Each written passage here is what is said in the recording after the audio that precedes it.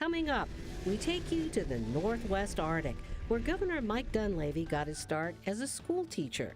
I'm Michael J. Dunleavy. And where his first hours in office began. Not quite as planned, but still a chance to bring attention to the issues he cares about. And I just want to let you know, as your governor moving forward, that you will never be forgotten. Ahead, a new governor makes history. What to make of the new administration's unorthodox beginnings. Appreciate that very much. Alaska, where there are old triumphs, but also new frontiers, with challenges as great as the state itself, but a belief that the best is yet to come. Bringing you the faces, the places, and the spirit of the last frontier. This is Frontiers with Rhonda McBride. Welcome to our program.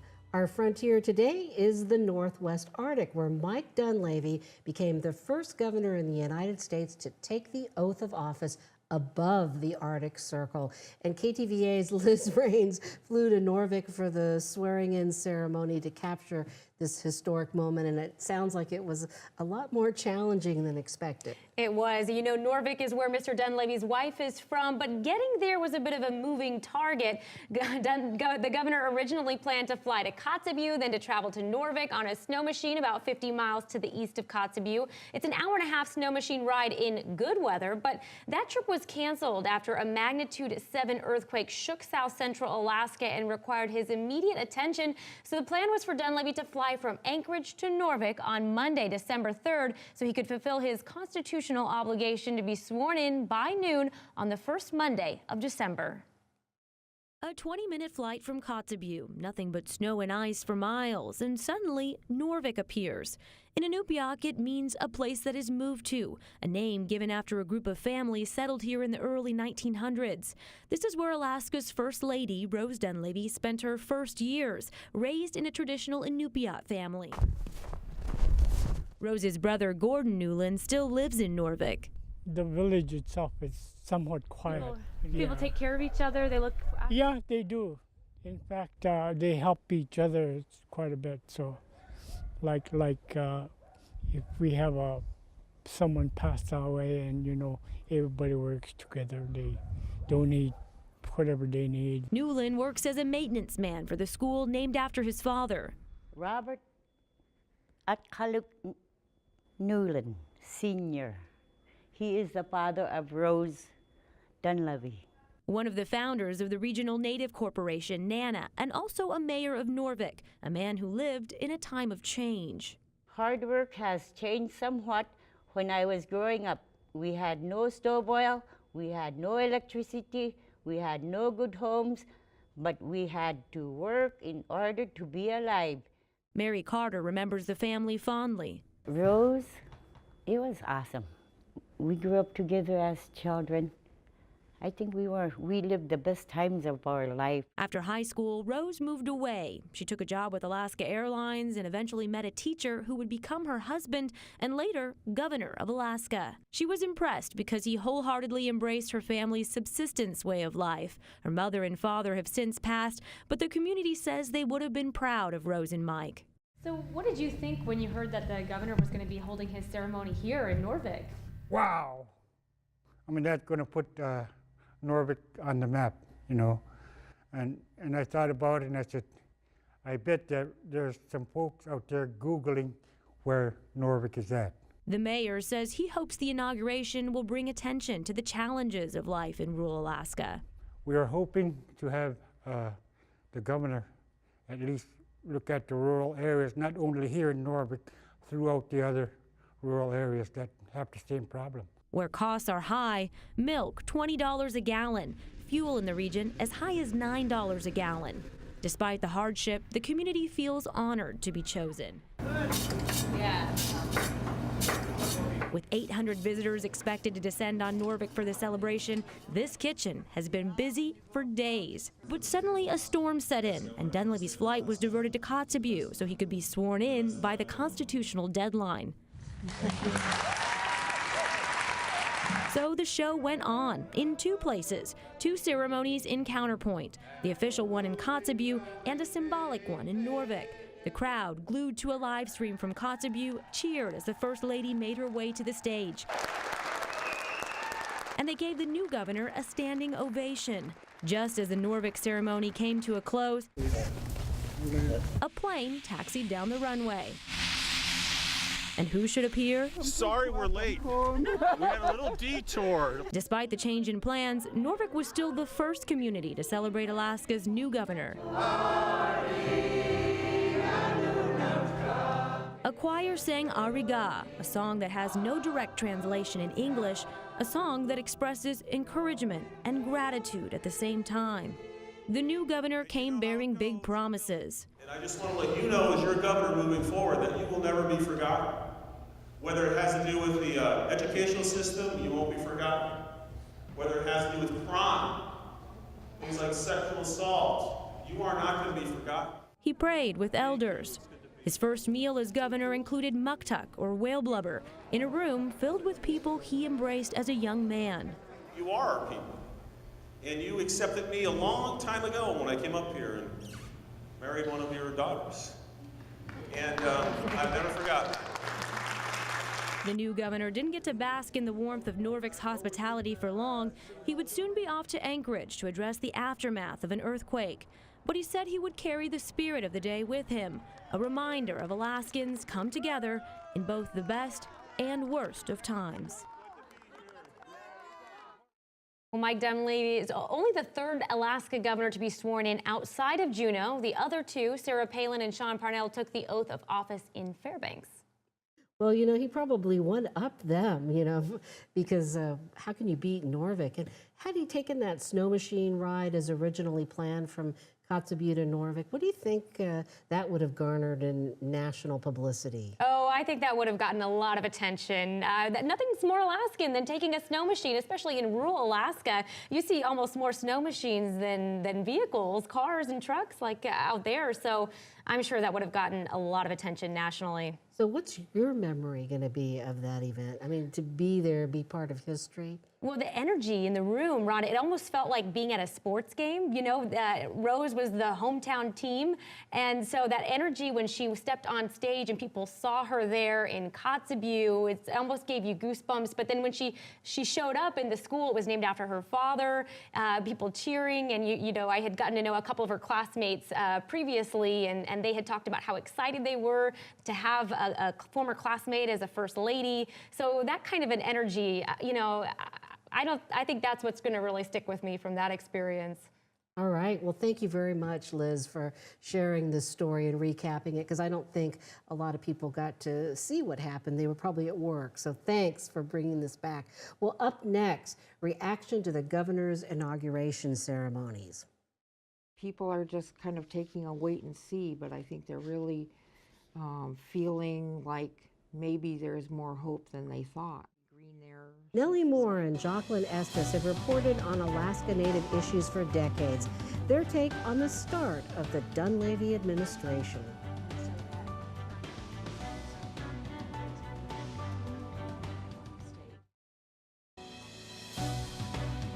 Recently, I sat down with two veteran Alaska Native broadcasters to get their take on the governor's swearing-in ceremony.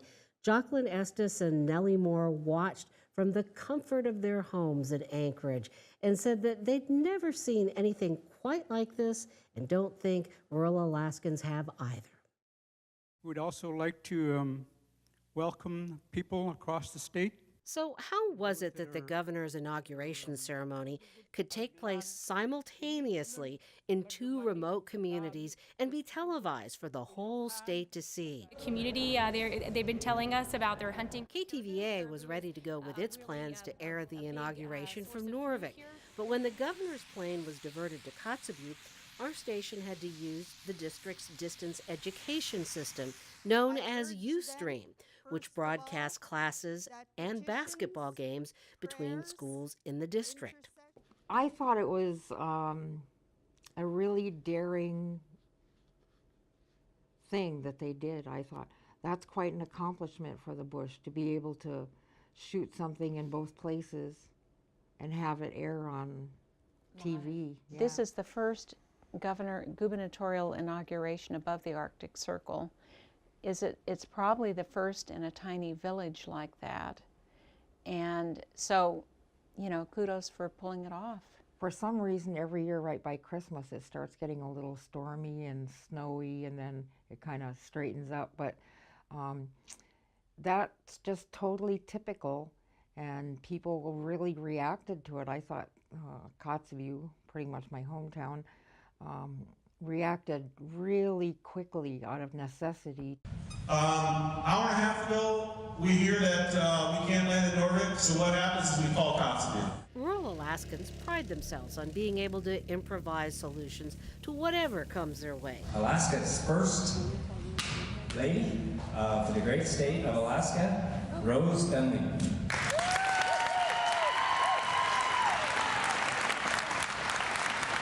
So what did you think about Rose Dunleavy's role in this? I thought it was fantastic. You know, when they introduced her, she just leaped right up there, you know, and started talking. I was like, whoa, holy cow. Everything is tied to the land. I just was really pleased to see that, you know, she didn't have any trepidation about standing up and television being broadcast all over the state and in Kotzebue and Noorvik to speak. And especially, you know, to make sure she put subsistence in there. And I just want to let you know, as your governor moving forward, that you will never be forgotten. When you look back at this ceremony, do you think that Dunleavy was trying to send some sort of a message to rural Alaska? Well, I think by saying I won't forget you, he was. By repeatedly saying I won't forget you to the people in the community, mostly Alaska Natives, I think he was pledging some kind of support. But we have, you know, I guess we'll all see what that means. 8 stars of gold on a field of blue. Was it just a promise to the people of Noorvik and Kotzebue, or to all of rural Alaska? Well, if you just take, you know, one part of it, look at what he promised in his campaign for the PFD to bring it back up and pay the amount that they missed in the past few years. That's a big commitment, and people in the bush are really need it because there are so few jobs there that money comes in as, you know, whether or not they get another snow machine so they can go hunting or food for the family or whatever. It's just really unclear where he's going to stand on all these issues, sovereignty, subsistence, and education among them. Well, if it makes a difference, you know, his wife Rose stood up, and she, of course, is from Noorvik. She's daughter of the very famous Robert Newland. But in her speech that she delivered, she talked about subsistence and the significance. Jacqueline Estes worries the new governor will be less supportive of subsistence and tribes. I mean, the tribes are taking care of a whole lot of things. The corporations are benefiting their shareholders. Both are really important. And I don't think you can give either.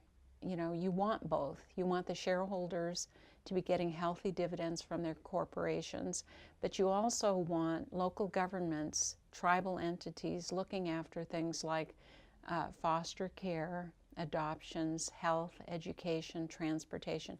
There's a whole slew of things that the tribes are handling. As the 11th governor of the state of Alaska, I apologize to you.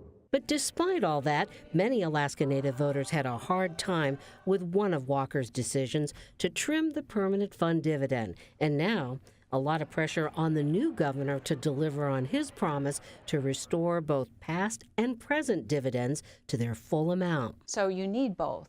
You want money coming in, and you want a good quality of life and safety. And the corporations, you know, a lot of the younger generations have said one of the things that they'd like to have are jobs. And so... So what are you thinking? I'm trying to be hopeful, you know. It is what it is. And so I'm just hoping for the best and hoping things work out okay for rural Alaska and urban Alaska, too. Coming up, the new governor talks about what can be done to fix Alaska schools. What about those kids? What about those kids that are not reading at grade level? What are we going to do for those kids? Why the new governor says he doesn't always see eye to eye with Alaska educators.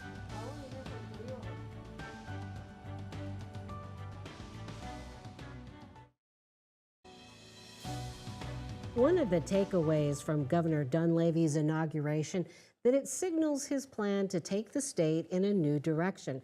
And given his background as a teacher, that probably includes Alaska schools. Just after his election, we sat down with him at his favorite restaurant in Wasilla to talk about his vision for Alaska education. As a state senator, Mike Dunleavy was best known for his push for a constitutional amendment that would allow the state to spend money on private and religious schools. A lot of people took that as an assault on public education. Mm-hmm. Yeah, that's interesting, right? Because my whole career is public education.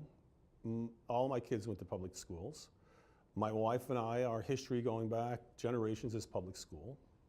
So the idea that it was an assault on public education, I think that's coming from those that don't want to see any changes at all to the way education takes place in Alaska. I mean, if you could have an ideal situation in a rural community, what would that look like? Kids can go to school wherever they want, that they're not tied to a zip code. So for example, I was in a beautiful, terrific small town called Kotzebue, Alaska. Very small school. I worked with some very good teachers there, and the kids were great, and the people of Kotzebue were great. Give you a story. When I was in Kotzebue, there was a young man, I won't name him, high school student. He wasn't in school one day, and I asked where so-and-so was, and the kid said he went to Nome. And long story short, what I found out was he was studying for his driver's test on his own in Kotzebue. But he had to pay for himself to go to Nome to get a vehicle, to practice how to drive and get his driver's test. You and I didn't have to do that. If we can bring kids into the hubs like Kotzebue and Nome and Barrow on a temporary basis, they could probably get their passports, their driver's licenses, all kinds of certifications, take rigorous courses that a small, tiny school can't afford. That's how you level the playing field. How do you see rural schools within the village becoming strengthened? You have to focus on reading in the elementary school. We try and do too much. And we take the focus off of reading. If you can't read, you're doomed.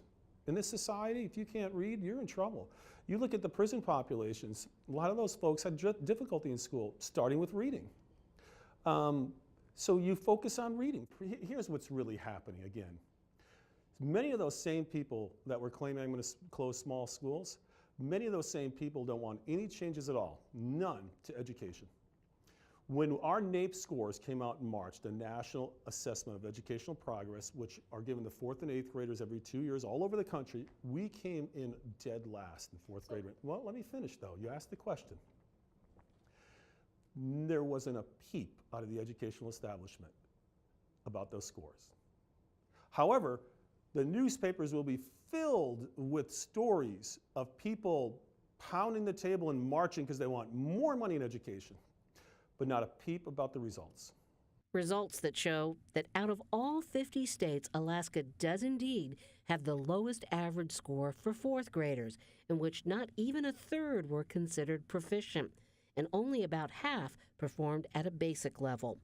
In the 8th grade, Alaska again at the bottom of the list. Only Louisiana, Mississippi, New Mexico, and the District of Columbia rank lower.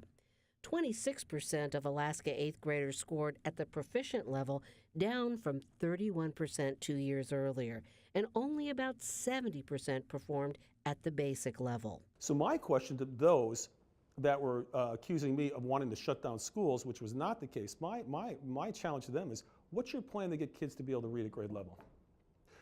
I'm going to suggest to you that you interview some of those folks.